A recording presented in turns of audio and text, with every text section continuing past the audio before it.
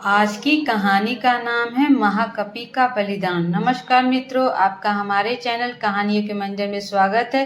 कहानी सुनने से पहले हमारे चैनल को लाइक और सब्सक्राइब करना ना भूले।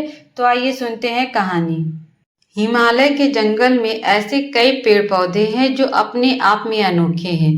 ऐसे पेड़ पौधे और कहीं नहीं पाए जाते। इन पर लगने वाले फल और फूल सबसे अलग होते हैं। इन पर लगने वाले फल इतने मीठे और खुशबूदार होते हैं कि कोई भी इन्हें खाए बिना नहीं रह सकता। ऐसा ही एक पेड़ नदी किनारे था जिस पर सारे बंदर अपने राजा के साथ रहा करते थे। बंदरों के राजा का नाम महाकपि था। महाकपि बहुत ही समझदार और ज्ञानवान था। महाकपि का आदेश था कि उस पेड़ पर कभी कोई फल न छोड़ा जाए।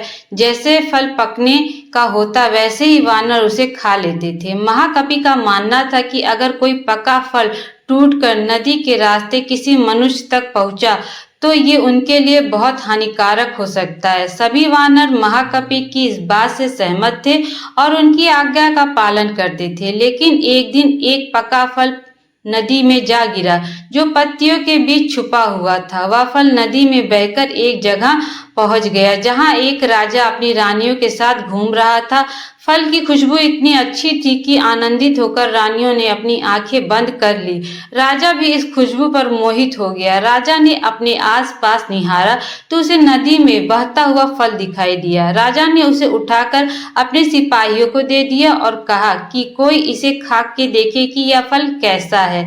एक सिपाही ने उस फल को खाया और कहा कि ये तो बहुत मीठा है। इसके बाद राजा भी उस फल को खाया और आनंदित हो उठा। उसने अपने सिपाहियों को उस पेड़ की खोज निकालने का आदेश दिया जहां से ये फल आया था। काफी मेहनत के बाद राजा के सिपाहियों ने पेड़ की खोज निकाल ली।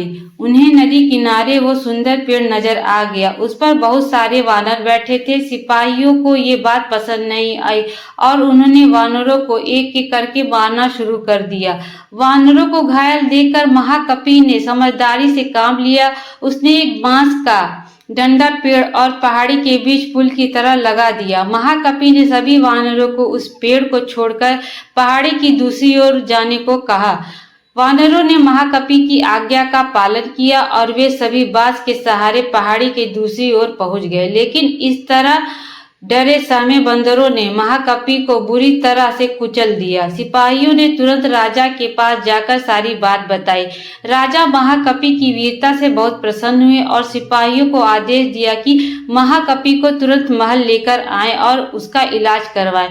सिपाहियों ने ऐसा ही किया, लेकिन जब महाकपि को महल लाया गया तब तक वह मर चुका था। कहानी से सीख वीरता और समझदारी हमें इतिहास के पन्नों में जगह देती है। साथ ही इस कहानी से यह भी सीख मिलती है कि हर मुश्किल घड़ी में समझदारी से काम लेना चाहिए। मेरे प्यारे मित्रों, आज की कहानी यहीं पे समाप्त होती है।